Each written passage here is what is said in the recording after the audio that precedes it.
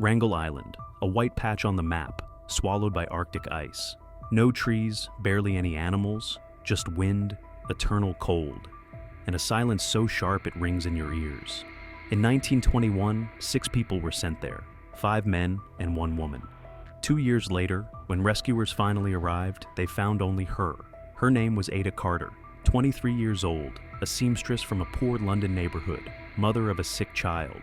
She had never hunted, never lived in the wild, never even held a rifle.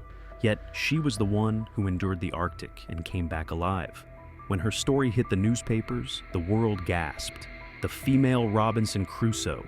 But along with admiration came whispers of suspicion. In the journals left by the dead, there were unsettling lines. If I die, blame Ada. Who was she? A helpless pawn in someone else's reckless gamble.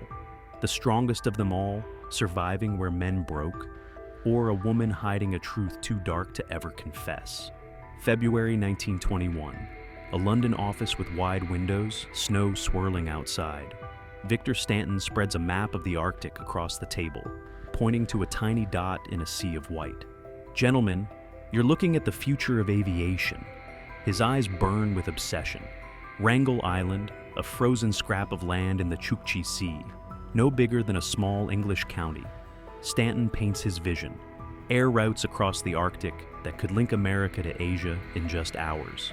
And whoever controls Wrangel Island will control those routes. The British Empire could leap ahead of every rival, but there's a catch. On paper, the island belongs to Russia. The Soviets haven't reached it yet, but sooner or later, they will. Speed is everything. Stanton unveils his plan. Send a small expedition under the guise of scientific research. Let them raise the Union Jack and stake Britain's claim. International law is simple. Whoever settles first owns the land. Officials at the Colonial Office frown. The plan sounds reckless. The Arctic doesn't forgive mistakes. One wrong move, and people die. The risk is minimal, Stanton insists. The island is full of game. Polar bears, seals, Arctic foxes. The Inuit have survived here for centuries with tools far more primitive than ours. He lays out photographs from earlier expeditions. Smiling explorers posing beside walrus carcasses, storage huts crammed with furs, researchers beaming with pride. What he doesn't mention is that all those photos were taken in summer, the only season when the Arctic offers a hint of mercy. His own expedition will set out in September, just as the polar night begins to creep across the ice. Stanton already imagines himself as governor of a new Arctic colony, ships bearing his name docking in New York and Tokyo. Fame, fortune, a place in history. It all feels so close he can almost taste it. The ministry gives its approval, but with one condition: Stanton himself will not go. He is needed in London to coordinate supplies and manage the press. Logical, isn't it? Stanton doesn't argue. He knows perfectly well that the odds of surviving a Wrangel Island winter are almost zero. Why gamble with his own life when others can take the risk for him? The ad in the newspaper is irresistible. Wanted, brave young men for a scientific expedition to the Arctic. Good pay. Glory of discovery guaranteed. Dozens apply, students, clerks, small-time shopkeepers, all desperate to escape the gray monotony of post-war London. Stanton chooses 4. John Crowley, 28. A former soldier, the only one with real polar experience. 3 years ago, he joined an expedition to Svalbard. He knows what Arctic cold can do. Peter Hayes, 20. Son of a Scottish fur trader. A sharpshooter, handy in the outdoors, or so he claims. Robert Morris, 19. A Cambridge student studying geography, dreaming of great discoveries. He's never been to the Arctic, but he's read every book ever written about it. And finally, Edgar Hunt, just 17. The youngest, the most naive. He dreams of becoming a writer, determined to keep a journal of the expedition. That journal will one day become the key piece of evidence in a case that would shake all of Britain. Stanton feeds them tales of an Arctic paradise. The island, he says, teems with game. Arctic foxes practically walk into the traps. The sea is alive with seals and walruses. The shores are littered with driftwood, enough fuel to last through the winter. Gentlemen, you will be heroes of the Empire, he tells them at their final meeting. A year from now, the whole world will know your names. And he isn't lying. The world will know their names. just not in the way they dreamed. August 1921. In a cramped flat on the edge of London, a young woman reads a newspaper ad for the 100th time. Eva Carter is 23, and life has already beaten her down on every front. Beside her, on the bed, lies her 4-year-old son, Bennett. His cough rattles the walls. Tuberculosis is eating away at his lungs, and medicine costs a fortune. Ada works 16-hour shifts at a sewing factory, yet the money never stretches far enough. The ad promises salvation. The expedition is looking for a seamstress and cook. 1 year in the Arctic, and she'll earn the equivalent of 5 years at the factory, enough to send Bennett to a Swiss sanatorium. Ada has no idea what the Arctic really is. In her mind, it's like a colder version of Scotland. A little more snow, perhaps. She's a northerner after all, used to rough weather. At the interview, Stanton dazzles her like a seasoned actor. He paints the expedition as if it were almost a holiday. The men will hunt and explore. She'll manage the household. No danger, only the romance of discovery. Miss Carter, you will be the first woman ever to set foot on Wrangel Island, he says, his voice smooth as a siren song. Imagine it, your name, forever in history. Ada signs the contract without bothering to read the fine print. A mistake. In bold letters it states, the expedition takes no responsibility for accidents, injuries, or any other unforeseen events. Before departure, she has a strange encounter. Ada stops by to say goodbye to her neighbor, an old Irish woman who sometimes watches Bennett. For fun, the woman reads palms and cards, a harmless pastime for housewives. She takes Ada's hand, then suddenly pales. Long silence. Finally, in a trembling voice, she says, "My child, you will return, but not all of them will ever see home again." Ada laughs it off. Superstition, yet a shiver crawls down her spine. Women's intuition rarely lies. September 1st, 1921. The steamship Teddy Bear pulls away from the Canadian coast. On board, 5 people, a ton of supplies, and 1 unexpected passenger, a black cat named Mira. The cat belongs to the ship's captain, an old sea dog as superstitious as they come. Cats bring good luck at sea. But when the time comes to set the expedition ashore, he changes his mind. "Let Mira stay with you," he says. "Something about this island unsettles me. Too quiet. Even the birds don't cry here." Ada is delighted. She loves cats, and in the Arctic, any company is welcome. The men grumble. Another mouth to feed, another burden. But Ada insists, and they give in. Wrangel Island greets them with deathly silence. Picture a lunar landscape draped in moss and stone. No trees, only stunted shrubs. Wind whistles between the cliffs like the voices of ghosts. For the first 2 weeks, everything goes according to plan. The men pitch tents. Ada sets up a makeshift kitchen. John Crowley, the most experienced, teaches the others to read the Arctic skies. Peter demonstrates how to set proper traps for foxes. Robert Morris keeps meticulous records, temperatures, wind directions, sketches of the land. His journal reads like a geography report, dry, precise, and painfully dull. Edgar Hunt's journal reads very differently. His pages are filled with poetic sketches of Arctic sunsets and wandering thoughts on the meaning of life. "The Arctic changes a man," he writes. "Here you realize how little we truly need to be happy." Poor boy. He doesn't yet know how grimly those words will be tested. Ada sews and cooks. She patches clothes torn to shreds by the constant wind. She boils canned meat into something resembling soup. She even tries baking bread with flour, but without yeast, it turns into inedible bricks. The cat, Mira, behaves oddly. Sometimes she yowls at nothing. Other times she sits frozen for hours, staring at the horizon. Ada thinks the animal simply misses the ship, but the cat senses something the humans cannot. By late September, the truth becomes clear. Something is wrong. Stanton had promised an island rich in game, yet in 2 weeks they've caught only 3 foxes. Larger animals? None at all. No reindeer, no bears, no walruses along the shore. Maybe it's just the season, Robert suggests. The animals migrate. They'll be back. John shakes his head. He knows better. If the island is empty by the end of September, it will stay empty through the winter. Wrangel is almost barren. Stanton had lied. The first real quarrel erupts over the canned food. Peter argues they should ration strictly from day 1. Edgar protests. Why suffer when the land is full of animals? They just need to try harder. Stanton couldn't have been wrong, Edgar insists hotly. He had maps, reports, accounts from earlier expeditions. Maps can lie, John mutters, and men, most of all. Ada listens to their arguments, the unease inside her growing heavier by the day. The old Irish woman's whisper returns to her every night. What if the prophecy was true? October arrives with the first real cold. The temperature plunges to -20, and the wind makes every step outside a brutal test of endurance. Ada does her best to keep morale alive, but tension thickens with each passing day. Peter Hayes is the first to break openly. The 20-year-old Scot, so sure of his wilderness skills, now finds the Arctic dismantling his confidence. He needs someone to blame, and his eyes land on Ada. A woman on a ship is bad luck, Peter mutters as he checks another empty trap. But a woman in the Arctic, that's a curse. Ada tries to ignore him. She keeps busy, mending torn clothes, melting snow for drinking water, stretching their meager supplies into something barely edible. But Peter won't let it go. Every failed hunt, every empty trap, he pins it all on her. The animals sense it, he insists. They know something here isn't right. The conflict explodes in mid-October. Peter returns once more with nothing to show for the hunt.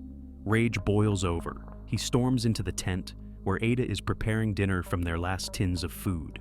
"This is your fault," he shouts, brandishing his hunting knife. "Because of you, we're all going to die." The blade slips from his grip and flies toward her. Ada jerks back just in time. The knife buries itself deep into a wooden tent pole, only inches from her head. For a moment, silence. Everyone realizes how close they've come to disaster. John seizes Peter by the shoulders and shoves him outside. "Cool your head," he growls. "We're all on edge." Ada pulls the knife free with trembling hands. The cat, Mira, presses against her leg, mewing in fright. Ada knows one thing for certain. If the tension doesn't ease, someone really will get hurt. But the Arctic forces people to adapt.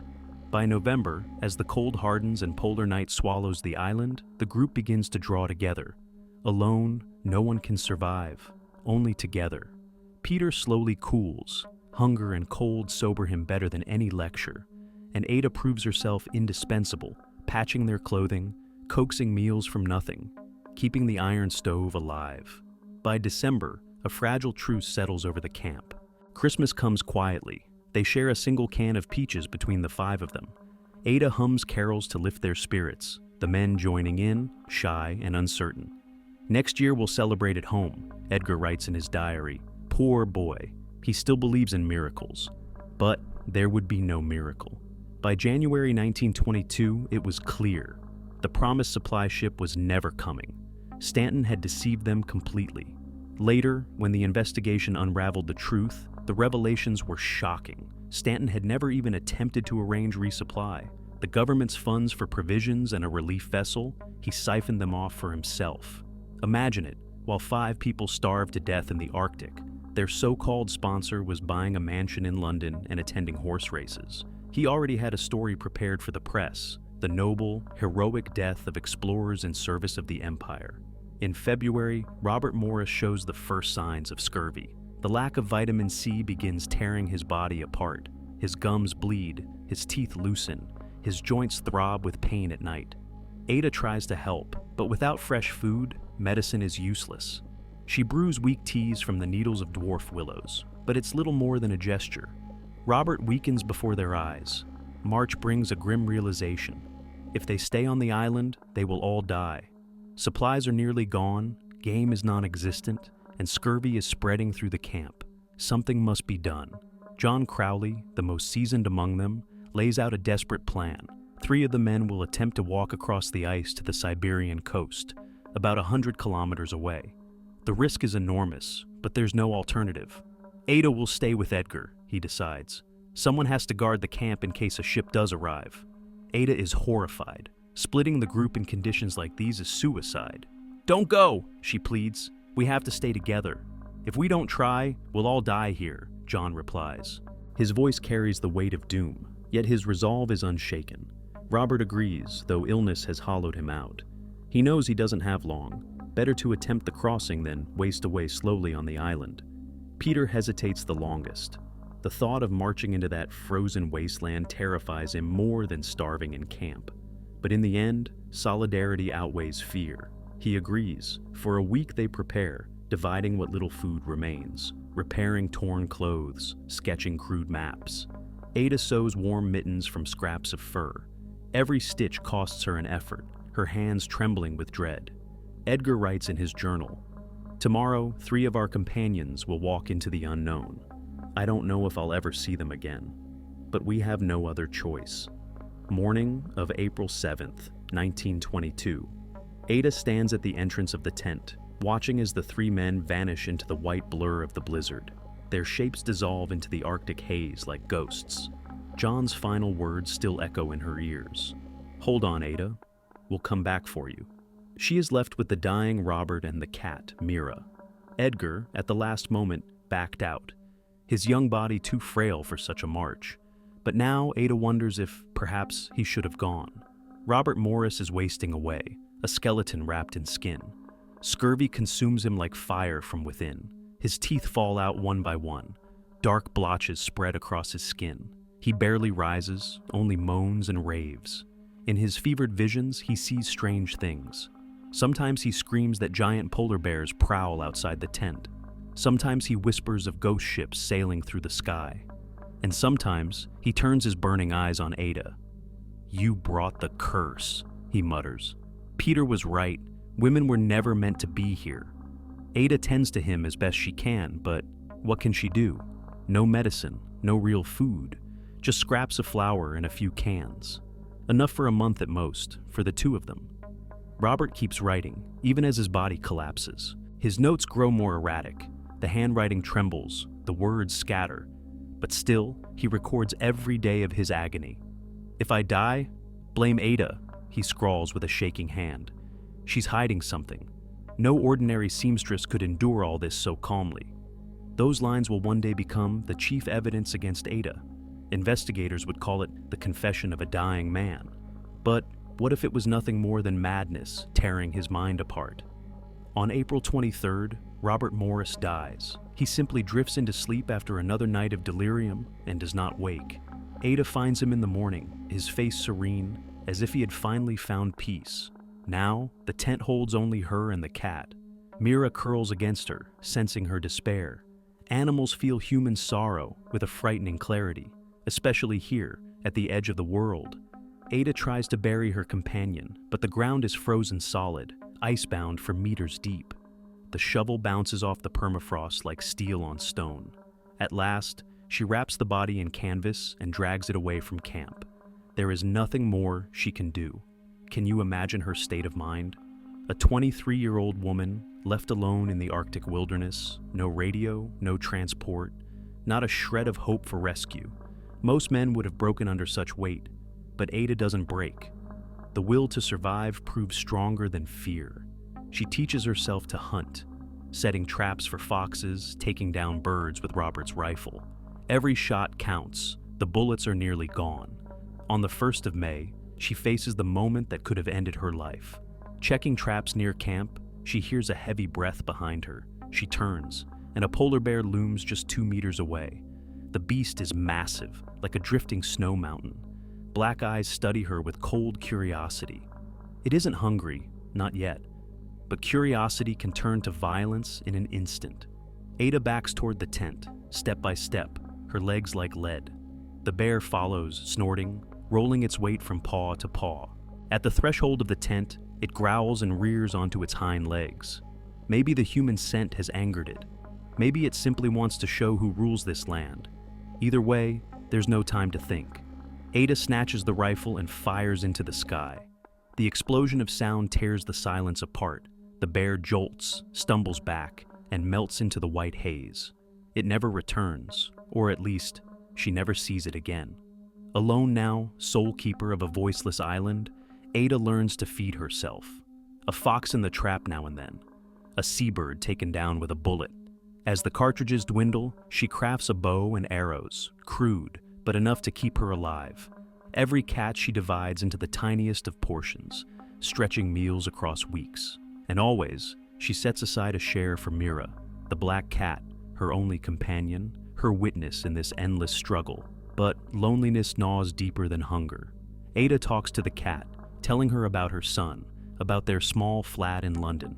Mira meows in reply, as if she understands every word. By June, Ada makes a desperate decision. Walking off the island is impossible. The mainland lies 100 kilometers across frozen seas. But maybe, just maybe, she can build a raft. She gathers every scrap of wood from camp, supply crates, broken skis, shattered sled frames. She lashes them together with rope, shaping a fragile skeleton of a raft. It looks pitiful, but it's all she has. On June 7th, Ada drags the raft to the water. The current seizes it instantly, pulling it away from shore. Mira clings in her arms, frightened but silent, as if she too knows everything is at stake. Ada pushes off with a makeshift paddle, straining to keep the raft pointed toward the mainland. For 10 minutes, it almost works. The raft holds together, creaking with every swell. Ada dares to believe. Maybe she can make it. Maybe she'll reach people. But the Arctic does not forgive hope. The wind rises suddenly, waves crashing higher.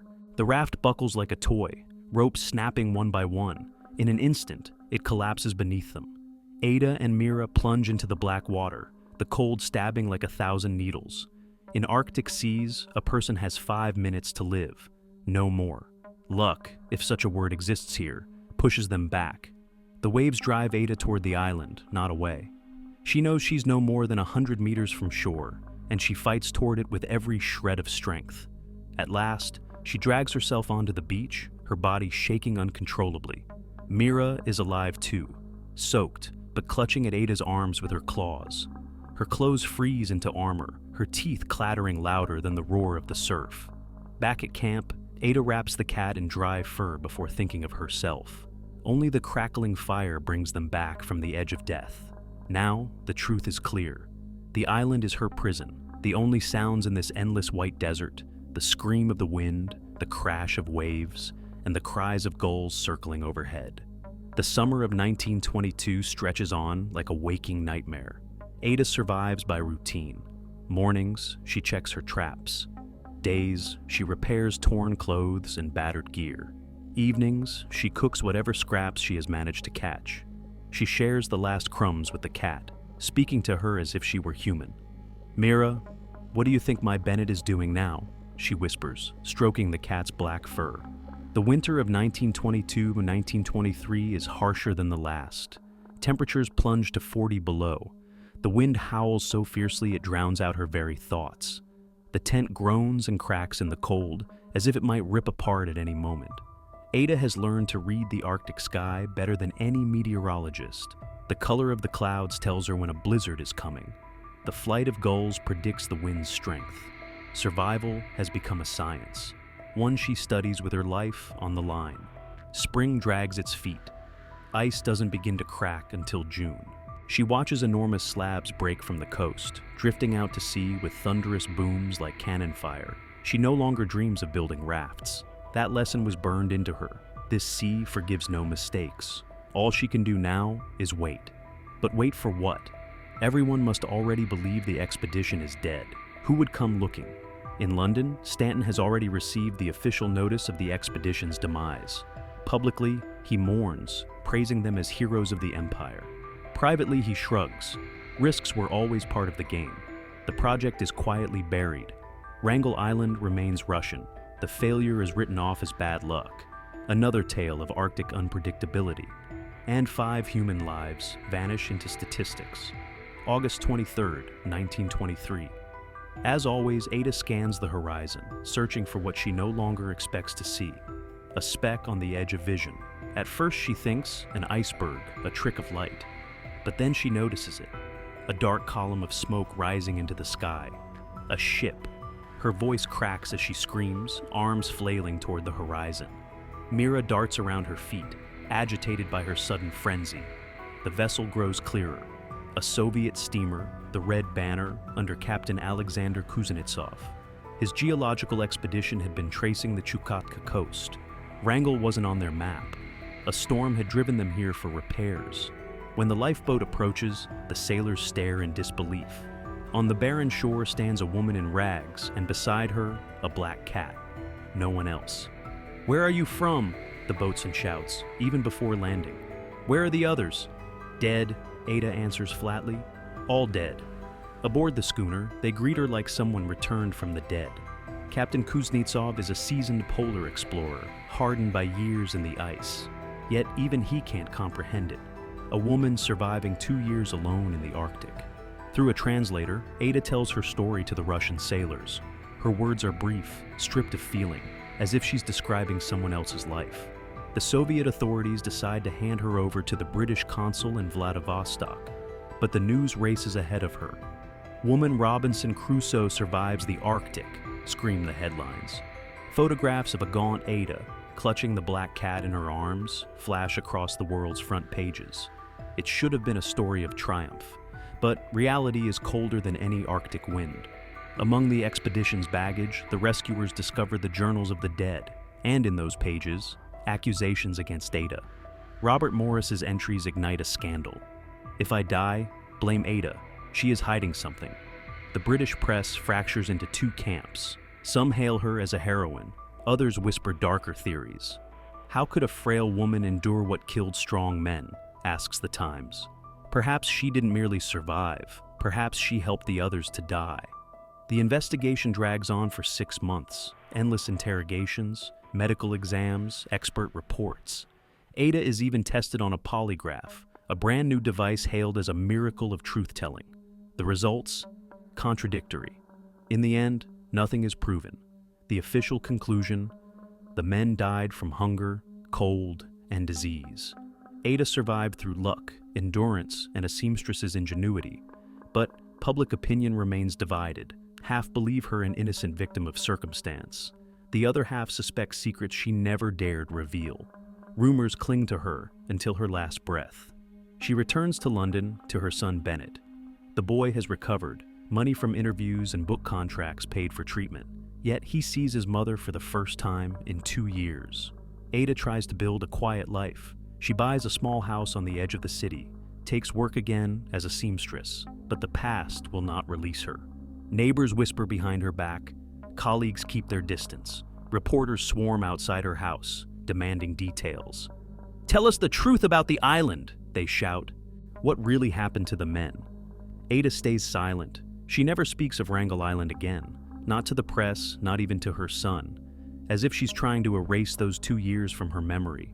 Bennett grows up, becomes an engineer, marries. Ada has grandchildren, but she remains distant, unreachable. The Arctic changed her forever. Mira the cat dies in 1935, 13 years after the rescue. Ada buries her in the garden and weeps for the first time in years. The only living creature who shared the Arctic hell with her is gone. Her final years are spent in solitude. Her son and grandchildren visit rarely. She never learned to show warmth, always locked within herself. Neighbors see her as an odd woman, muttering to herself. On May 13, 1983, Eva Carter is found dead in her home. She is 85 years old. She dies in her sleep, quietly, peacefully. On the table lies an old photograph, 5 young faces, captured before they set sail for the Arctic. Among her belongings, no diaries, no records of the expedition are found. It's as if she truly erased those years from her life. The mystery of Wrangel Island dies with her.